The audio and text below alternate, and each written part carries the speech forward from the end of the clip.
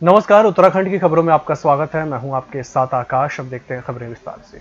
कुंभ मेले का पहला शाही स्नान शुरू हो गया है। हरिद्वार में हर की पौड़ी स्थित ब्रह्मकुंड पर मध्य रात्रि के बाद से आम श्रद्धालुओं ने सोमवती अमावस्या का स्नान शुरू कर दिया। सुबह 4 बजे ब्रह्मकुंड को अखाड़ों के साधु संतों के स्नान के लिए आरक्षित कर दिया। सुबह 8:30 बजे शाही स्नान शुरू हुआ। सबसे पहले निरंजनी अखाड़े के संतों ने गंगा में पुण्य की डुबकी लगाई। शाही स्नान के दौरान बड़ी संख्या में भीड़ उमड़ी।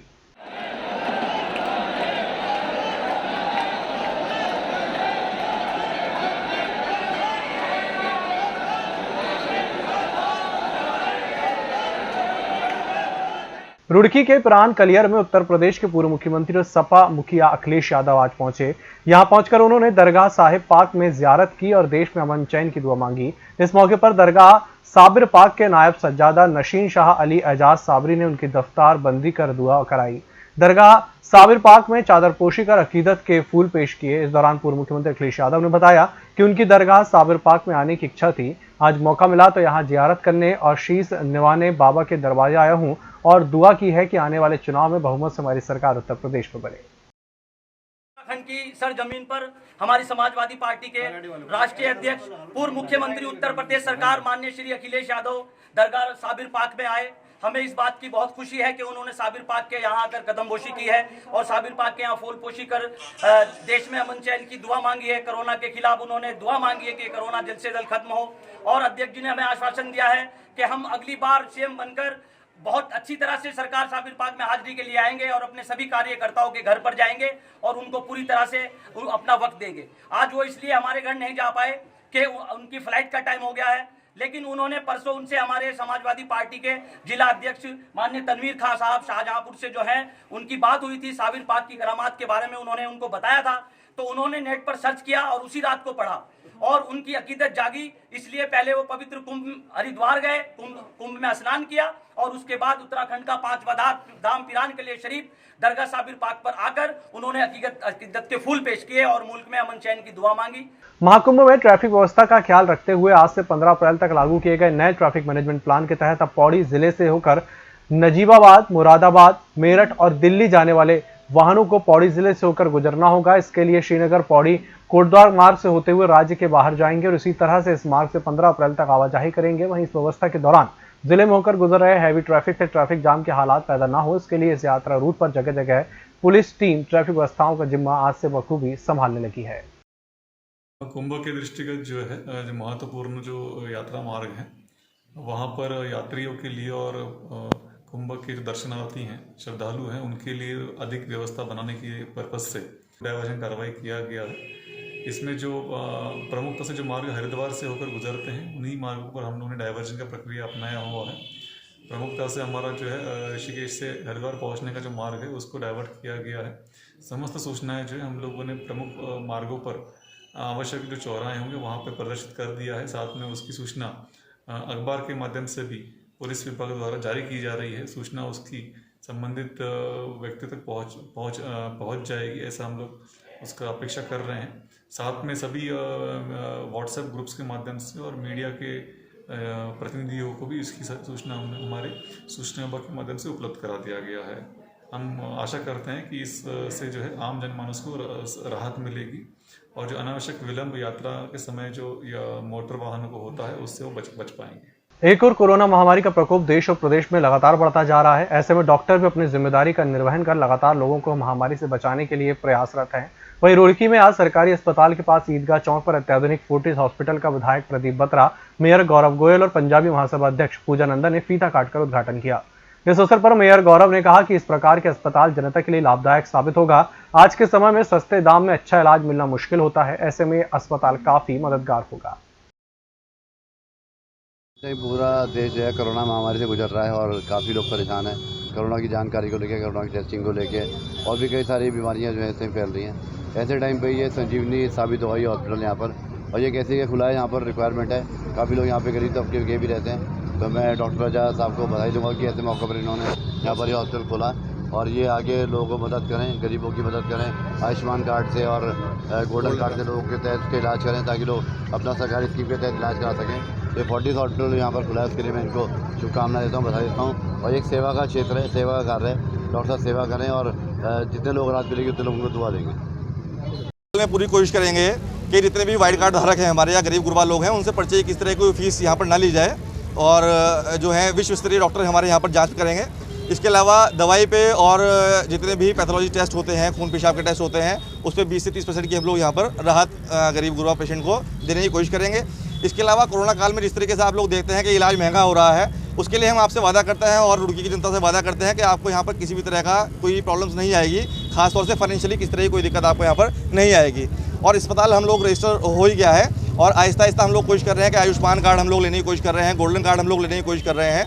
लगातार वो चीज़ें प्रोसेस में हैं, तो जैसे ही वो हमारे पास आता है तो गरीब गुरबा को और भी जो है सुविधाएं यहाँ पर प्राप्त होंगी। नहीं, कोविड टेस्ट यहाँ करेंगे। देखिए, जिस तरीके से मरीज बढ़ते हैं और मरीजों को दिक्कत ना हो, इसीलिए एक चिकित्सक का ये फर्ज होता है कि वो अस्पताल खोलने की कोशिश करे। तो उसी लाइन में हम लोगों ने भी अस्पताल खोलने की कोशिश करी है। ऑन रोड अस्पताल है, 24 घंटे यहाँ पर आप लोगों को स्वास्थ्य सेवाएं जो हैं वो दी जाएंगी। किसी भी तरह की कोई पेशेंट को कोई दिक्कत नहीं होगी। क्या सुविधा है हमारे पास? यहाँ पर मैटरनिटी की सुविधा है, आप देख सकते हैं। यहाँ पर ब्यूटी स्किन की डॉक्टर यहाँ पर बैठेंगी, पेन की डॉक्टर यहाँ बैठेंगी, फैमिली डॉक्टर यहाँ, फिजिशियन डॉक्टर साहब यहाँ बैठेंगे और गायनी ऑप्स की डॉक्टर यहाँ बैठेंगी। तो एक तरीके से हम लोग ये स्टार्टिंग कर रहे हैं एक मल्टी स्पेशलिटी अस्पताल को लेकर।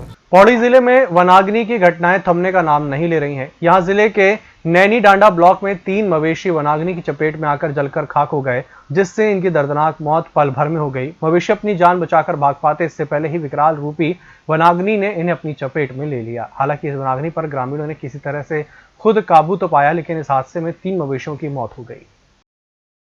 जंगल आग लगने से हमारे 3 बछड़ा मर गए और 3 को बचा लिया हमने।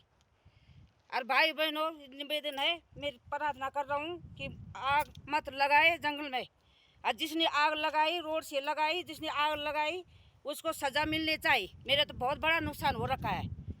और जंगल में आग मत लगाओ, जंगल बचाओ, पेड़ पौधा लगाओ, आग मत लगाओ। और तीन बछड़ों को तो बचा लिया, 3 मर गए। ये आग की जो घटनाएं होती हैं, कहीं पर घटना होती है तो उसके बाद वो काफ़ी देर बाद पता चलता है।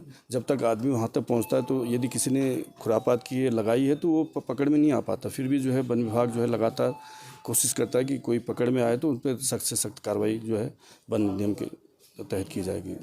जहां पूरे प्रदेश में पिछले दिनों जंगल धू-धू कर जल रहे हैं, जिसका संज्ञान सरकार ने गंभीरता से लिया और सभी संबंधित अधिकारियों को वनों में लगी आग को बुझाने के लिए सख्त निर्देश जारी किए थे। वहीं आज पोखरी तहसील में वनों की सुरक्षा को लेकर मॉक ड्रिल का आयोजन किया गया, जिसमें वन्य कर्मियों को प्रशिक्षण दिया गया।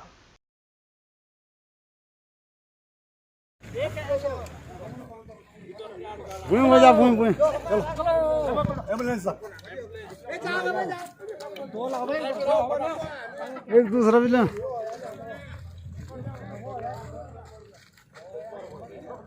हल्द्वानी के मंगल पड़ाव पुलिस ने एक स्मैक तस्कर को गिरफ्तार किया है, जिसके कब्जे से 55 ग्राम स्मैक बरामद की गई है। पकड़ी गई स्मैक की कीमत 5 लाख रुपए से अधिक बताई जा रही है। पकड़ा गया आरोपी उधम सिंह नगर के किच्छा का रहने वाला है। तस्करी में इस्तेमाल की गई बाइक भी पुलिस ने बरामद की है। इन दिनों नैनीताल पुलिस द्वारा नशे और स्मैक के विरुद्ध एक अभियान चलाया हुआ है वज्रपात। इस कड़ी में जो बड़े सप्लायर हमने चिन्हित किए हैं, उन्हीं में से देर रात हारून, जो कि किच्छा निवासी है, पुलिस ने हल्द्वानी स्मैक लाते हुए उसे करीब 50 ग्राम स्मैक के साथ गिरफ्तार किया है। उसकी मोटरसाइकिल को जब्त किया है और बाजार में इस स्मैक की कीमत 5 लाख रुपए बताई जा रही है। और आने वाले दिनों में जो चिन्हित और बड़े माफिया हैं, वो भी शीघ्र पुलिस की गिरफ्त में होंगे। दुगड्डा के गोदी बड़ी गांव में गुलदार के हमले में मारी गई बच्ची के परिजनों से मिलने के लिए वन मंत्री हरक सिंह रावत उनके घर पहुंचे। मंत्री ने परिजनों को ढांढस बंधाया और विभाग की ओर से मुआवजे के चेक दिए। वन मंत्री हरक सिंह रावत ने परिजनों को ढांढस बंधाते हुए कहा कि दुख की इस घड़ी में पूरा वन विभाग और वे स्वयं उनके साथ है। देखिए, हमने पिंजड़े लगा दिए हैं। 2-3 दिन में अगर वो पिंजड़े में अगर आ गया, वो लेपर्ड अगर पकड़ा गया तो ठीक है, नहीं तो फिर हम उसको आदमखोर घोषित करके और उसको शिकारियों को यहाँ मारने के लिए भेजेंगे। सरोवर नगरी के प्रसिद्ध होटल मनु महारानी से लगभग 3 दर्जन कर्मचारियों को होटल से बाहर कर दिए जाने से आज सभी राजनीतिक दलों ने, कई संगठनों ने, मातृशक्ति ने होटल कर्मचारियों की जायज मांगों को लेकर जन आक्रोश रैली निकालकर होटल प्रबंधन के खिलाफ डीएम कार्यालय में धरना प्रदर्शन कर आम सभा की, जिसमें यूकेडी के पूर्व केंद्रीय अध्यक्ष पूर्व विधायक डॉक्टर नारायण सिंह जंतवाल ने कहा कि 32 दिन से अनशन पर बैठे होटल कर्मचारियों की कोई सुध नहीं ले रहा, जबकि 1 वर्ष पूरा हो गया है। होटल कर्मचारी को काम से निकाले गए, उनके सामने कई परेशानियों का सामना उन्हें करना पड़ रहा है।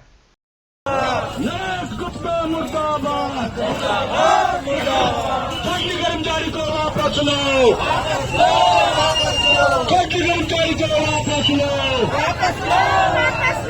कर्मचारी को वापस लो।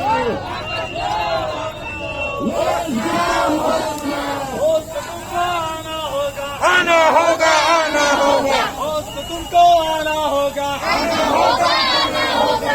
नंदप्रयाग घाट सड़क 1.5 लेन चौड़ीकरण पर शासन आदेश और पूर्व में जारी डिफेक्ट कटिंग के टेंडरों को रद्द करवाने की मांग को लेकर बीते 8 दिनों से घाट से देहरादून की पदयात्रा में शामिल पदयात्री हर्षवर्धन देवराड़ी 26 वर्ष की 200 किलोमीटर की पैदल दूरी तय कर नीरगड्डू पहुंचने पर अचानक तबीयत खो गई, जिसके बाद पदयात्रा में शामिल अन्य सदस्यों के द्वारा 108 एम्बुलेंस को फोन कर एम्बुलेंस के जरिए यात्री को संयुक्त अस्पताल ऋषिकेश पहुंचाया गया। डॉक्टरों ने प्राथमिक उपचार के बाद पदयात्री को अस्पताल में भर्ती किया।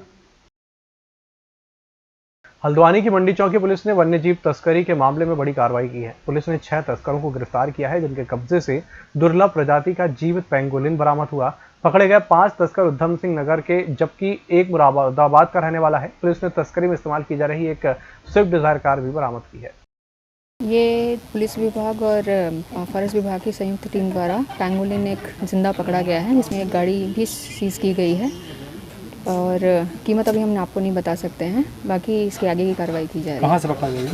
ये बयानों के हिसाब से ये साल के किसी जंगल में डैम के किनारे से लोग लेके आए हैं। इनके हिसाब से डॉली रेंज का है। कितने अभियुक्त हैं? 6 लोगों को भी गिरफ्तार किया गया। बाकी जांच के बाद और भी लोगों को शायद पकड़ा जाएगा। मंडी चौकी पुलिस को सूचना मिली थी कि कुछ लोग जो संरक्षित प्रजाति के वन्य जंतु का कारोबार से जुड़े हुए हैं और वाइल्ड लाइफ के स्मगलर हैं, वो उनकी गतिविधियां हल्द्वानी मंडी क्षेत्र में देखी गई हैं।